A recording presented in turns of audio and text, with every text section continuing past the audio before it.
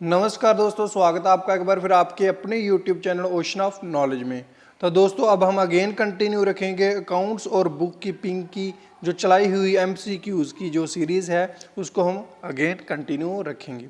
ये होगा दोस्तों हमारा पार्ट 7, ठीक है। इससे पहले हमने 6 पार्ट अपलोड कर दिए हैं जिनका लिंक हमने डिस्क्रिप्शन बॉक्स में आपको प्रोवाइड करवा दिया है एज प्लेलिस्ट। फुल प्लेलिस्ट उसका जो लिंक है वो आपको दे दिया हुआ है, ठीक है। इसके पहले मैं आगे बढ़ूँ आपको ये भी बोल दूँ, जिन्होंने वो वाले पार्ट्स नहीं देखे हैं वो वाले पार्ट्स ज़रूर देखें, ठीक है दोस्तों। तो इनका जो आपको PDF के रूप में आपको हमारे टेलीग्राम ग्रुप में आपको मिल जाएगी और टेलीग्राम का लिंक आपको डिस्क्रिप्शन बॉक्स में दे दिया गया है। तो ज़्यादा समय ना लेते हुए वीडियो को करते हैं शुरू, लेट्स गो।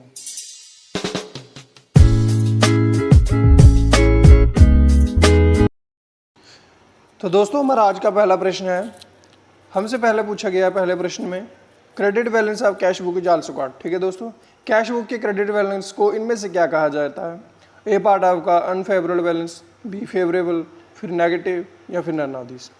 तो दोस्तों आपको बताना है कि कैश बुक में से जो क्रेडिट बैलेंस होता है उसे क्या कहा जाता है इनमें से दिए हुए ऑप्शन में से।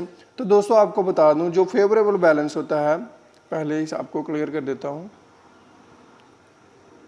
जो फेवरेबल बैलेंसेस होते हैं क्या हो, अगर क्रेडिट साइड में क्रेडिट बैलेंस में हमारा क्या हो, बैंक का हो, एंड डेबिट साइड में क्या हो, कैश बुक हो, तो वो हमारा क्या होता है, वो हमारा दोस्तों होता है फेवरेबल बैलेंस। और अगर बात की जाए अनफेवरेबल की, तो अनफेवरेबल में क्या होता है, क्रेडिट में बिल्कुल इसका अपोजिट होता है cash book, and debit side में क्या होता है, डेबिट साइड में होता है बैंक या फिर पासबुक, ठीक है दोस्तों, जैसे कि आपको मैं बता चुका हूँ, ठीक है। फेवरेबल बैलेंस में क्या होता है, क्रेडिट बैलेंस अगर बैंक का हो तो वो फेवरेबल होता है, डेबिट में कैश बुक हो तो वो फेवरेबल होता है। अनफेवरेबल क्या होता है, क्रेडिट में कैश बुक हो और डेबिट में बैंक या फिर पासबुक हो। तो दोस्तों इसमें आपसे क्या पूछा है, credit balance of cash book. तो credit balance of cash book हमारा क्या होता है, अनफेवरेबल होता है। तो इस प्रश्न का जो राइट आंसर होगा वो होगा हमारा unfavourable balance. A part is the right answer. I hope कि आपको समझ आया होगा।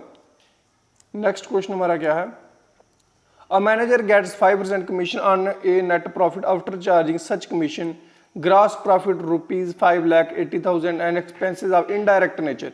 कौन से एक्सपेंसेस है दोस्तों, इनडायरेक्ट नेचर के हैं। Nature other than manager's commission are 1,60,000 commission amount will be. तो इनमें से जो कमीशन है वो आपको बतानी है, वो क्या होगी आपकी। तो चलिए दोस्तों शुरू करते हैं। करना क्या है, सबसे पहले हमें अगर नेट प्रॉफिट कैलकुलेट करना है तो क्या करना पड़ेगा, जीपी माइनस क्या करना पड़ता है, इनडायरेक्ट एक्सपेंसेस को माइनस करके हमारा क्या आ जाएगा, क्या आ जाएगा, हमारा नेट प्रॉफिट आ जाएगा, ठीक है। हमारा जीपी कितना, 5,80,000, ठीक है। इसमें से हमने माइनस क्या किया, जो हमारे इनडायरेक्ट नेचर के जो एक्सपेंसेस थे उनको हमने क्या कर दिया, माइनस कर दिया, 1,60,000। तो बचा कितना दोस्तों हमारे पास, 4,20,000, ठीक है। ये हमारे पास क्या है, नेट प्रॉफिट आया, ठीक है। नेट प्रॉफिट निकालने के बाद हम क्या करेंगे, तो नेट प्रॉफिट निकालने के बाद उन्होंने बोला है कि कमीशन देने के बाद हमें क्या करना है, ए मैनेजर गेट्स 5% कमीशन। एक मैनेजर को क्या हुआ, 5% कमीशन दी गई नेट प्रॉफिट पे, ठीक है। नेट प्रॉफिट पे चार्ज दी गई, ठीक है। अब नेट प्रॉफिट हमारा कितना था, नेट प्रॉफिट था हमारा 4,20,000, ठीक है। उस पे अगर हम 5% निकालें, ठीक है, उस पे अगर हम 5% निकालें तो वो हमारा क्या आएगा, 20,000 आएगा, ठीक है,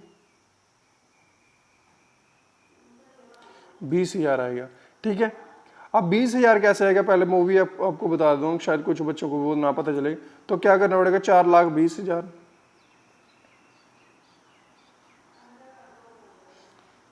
5/105। अब 105 क्यों गया, 5% कमीशन मिली है उसको नेट प्रॉफिट पे, ठीक है। तो उसको हमने ऐड कर दिया 100 + 5 105, ठीक है। फिर इसको कैंसिल करने के बाद जो हमारा आएगा वो होगा हमारा 20,000, वो हमारा क्या होगा, आंसर होगा। B part is the right answer. I hope कि आपको ये भी समझ आया होगा। बढ़ते हैं नेक्स्ट क्वेश्चन की तरफ। नेक्स्ट क्वेश्चन हमारा क्या है, legal expenses in occurred in purchasing land property represent. ठीक है, वो कानूनी खर्चे जो हमारे जब हम परचेज करते हैं लैंड को, प्रॉपर्टी को, तो वो क्या दर्शाते हैं हमें, क्या दोस्तों, वो हमें कैपिटल एक्सपेंडिचर दर्शाते हैं, revenue expenditure, deferred revenue expenditure, या फिर नन ऑफ दिस। ठीक है दोस्तों, तो आपको बता दूं कि ये हमारे परचेजिंग लैंड हमारी क्या हुई, एसेट हुआ। ठीक है, प्रॉपर्टी हमारा क्या हुआ, एसेट हुआ। लेकिन क्या था, जब परचेज किया हमने तो ये क्या होगा, हमारा करंट एसेट होगा। तो ठीक है, और एक चीज और आपको बता दूं कि अगर कभी भी, सॉरी, कैपिटल एसेट होगा, कौन सा, करंट एसेट नहीं, सॉरी, कैपिटल एसेट होगा। ठीक है, ये कौन सा होगा, कैपिटल एसेट होगा हमारा। और एक चीज आपको याद रखनी है कि क्या हो, कैपिटल एसेट पर चाहे कोई भी आपका कोई भी खर्चा आए, ठीक है, कैपिटल एसेट पे आपका कोई भी खर्चा आए, चाहे वो लीगल हो, ठीक है, वेजेस हो, जहाँ किसी और तरीके का हो, ठीक है, लीगल हो, वेजेस हो, या फिर कैरेज का हो, वो सारा आपका, अगर कैपिटल एसेट पर आपका कोई भी खर्चा आ रहा है तो वो सारा आपका क्या होगा, कैपिटल एक्सपेंडिचर होगा। क्या होगा आपका, कैपिटल एक्सपेंडिचर होगा।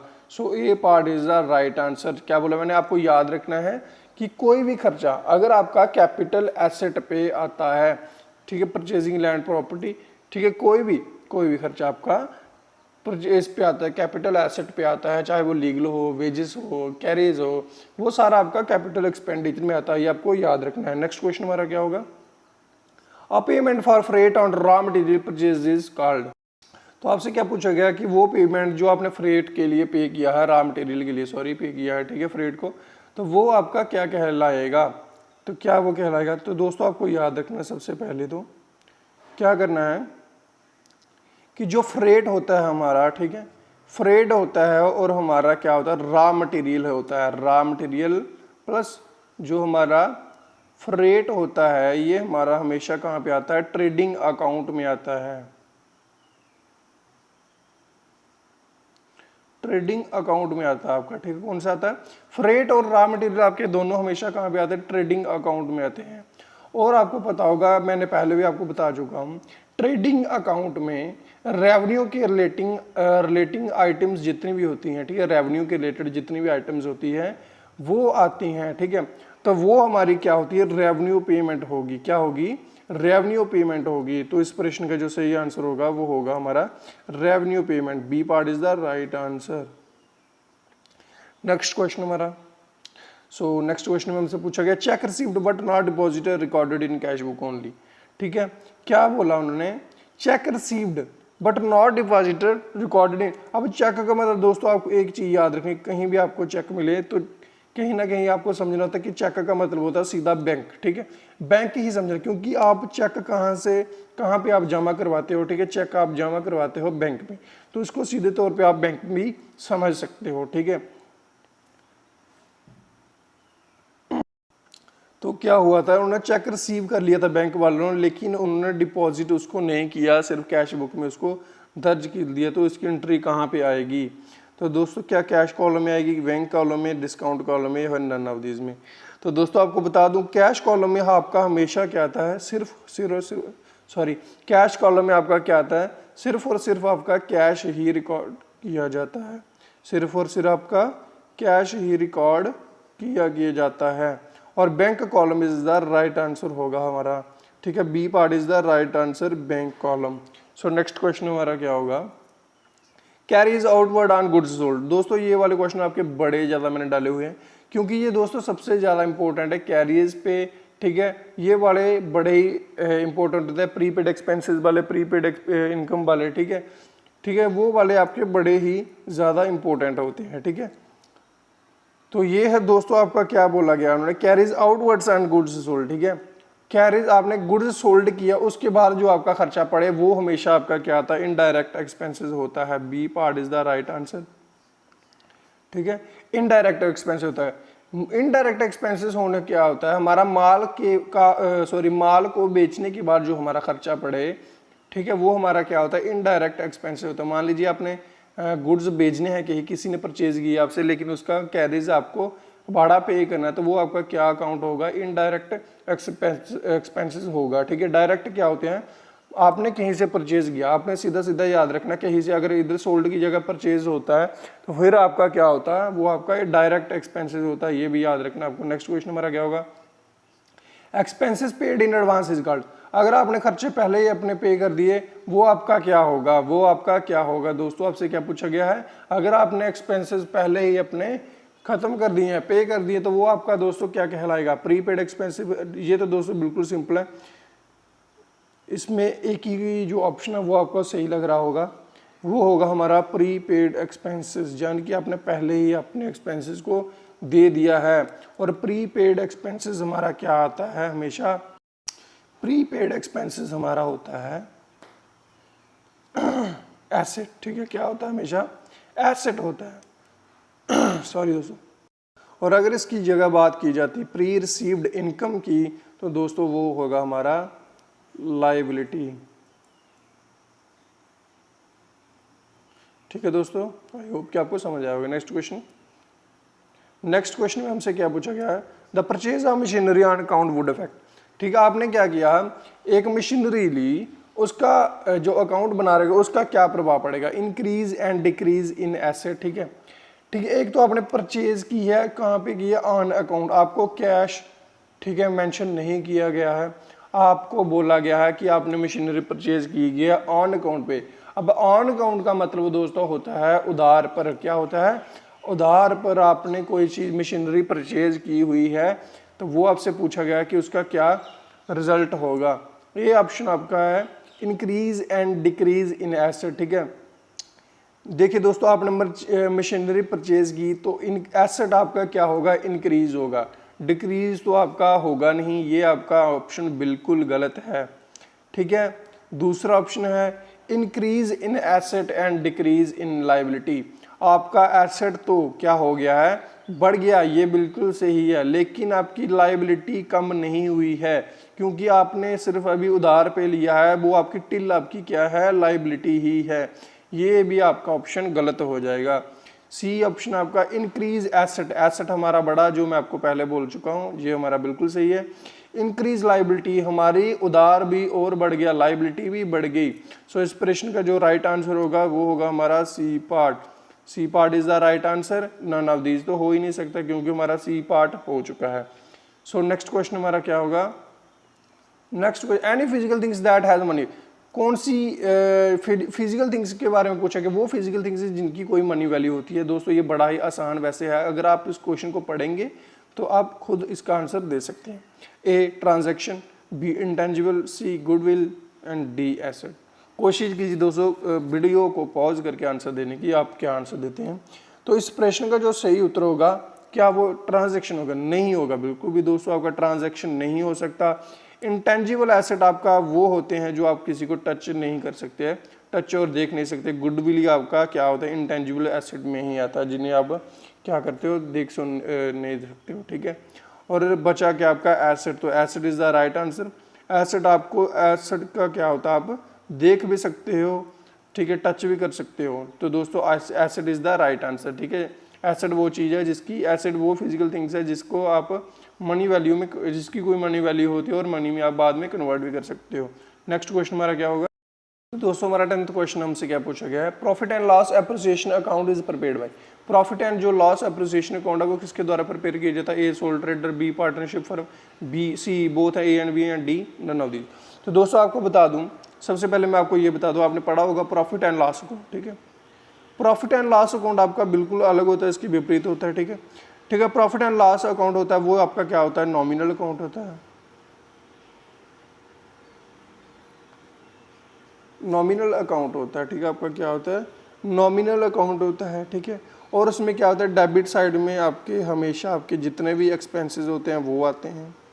क्रेडिट साइड में आपका क्या होता है, जितनी भी आपकी इनकम्स होती है वो सारी आपकी कहाँ पे आती है, क्रेडिट साइड में आती है। और क्या होता है, प्रॉफिट एंड लॉस में क्या होता है, सिर्फ वही खर्चे आते हैं जो थर्ड पार्टी को आपने दिए हो या फिर देने हो। ठीक है, लेन देन जो भी करना हो आपने, ठीक है, वो आपका कहाँ पे आता है, प्रॉफिट एंड लॉस अकाउंट में आते हैं। और दूसरी तरफ जो profit and loss appreciation account होता है उसमें क्या होता है दोस्तों, profit and loss appropriation account में आपका क्या होता है,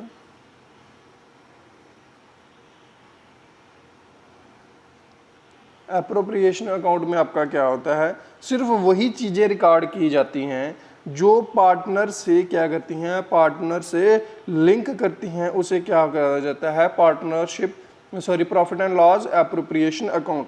जैसे कि मैं आपको एग्जांपल देता हूं, आपने किसी एक पार्टनर को उसकी सैलरी वगैरह देनी है तो वो आपकी कहाँ पे नोट की जाएगी, profit and loss appreciation account में, not profit and loss account में, ठीक है। कहाँ पे होगी, profit and loss appreciation account में वो नोट की जाएगी, ठीक है दोस्तों। पार्टनर्स के रिलेटेड जितने भी आपके खर्चे होंगे, सैलरी वगैरह देनी होगी, ठीक है, वो या फिर उनसे कुछ लेना होगा, वो आपका कहाँ पे नोट किया जाएगा, profit and loss appropriation account में। तो सोल ट्रेडर में तो होगा नहीं, क्योंकि सोल ट्रेडर आपका एक इंडिविजुअल बिजनेस होता है। तो आंसर क्या होगा, partnership firm. B part is the right answer, ठीक है, partnership. Both A and B हो नहीं सकते क्योंकि ए हमारा गलत हो चुका है, नन ऑफ दीज भी नहीं होगा क्योंकि हमारा B part is the right answer.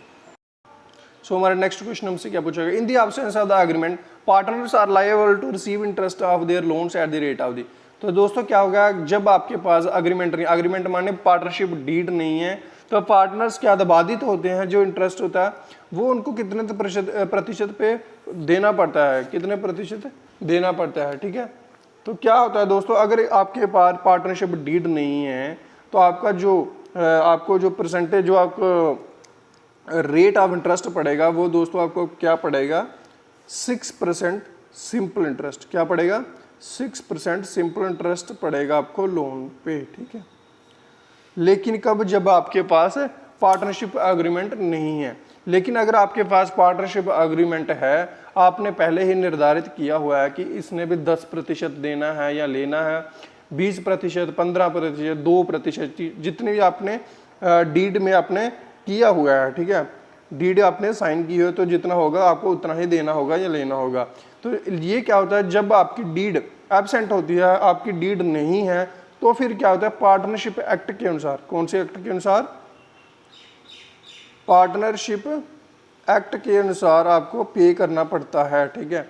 Partnership act के अनुसार ही इंटरेस्ट चार्ज करते हैं, फिर वो क्या होगा, 6% सिंपल इंटरेस्ट होगा, नॉट कंपाउंड इंटरेस्ट, ये भी याद रखना है। नेक्स्ट क्वेश्चन हमारा क्या होगा, to record, classify and summarise business transaction. ये तो बड़ा ही सिंपल है दोस्तों, रिकॉर्ड करना, क्लासीफाई करना और समराइज करना बिजनेस ट्रांजैक्शन को, वो क्या कहलाता है हमारा। तो दोस्तों वो क्या क्या हो जाता है, financial accounting, book keeping, accounting, cost accounting. Answer दीजिएगा दोस्तों, खुद वैसे तो बड़ा सिंपल है। तो इस प्रश्न का जो सही उत्तर होगा दोस्तों वो होगा हमारा अकाउंटिंग, ठीक है। तो दोस्तों इस प्रश्न का क्या आंसर होगा, हमारा accounting is the right answer होगा, ठीक है। आई होप कि आपको वीडियो पसंद आएगा, वीडियो को लाइक कमेंट शेयर जरूर करें, ठीक है दोस्तों। Thank you so much.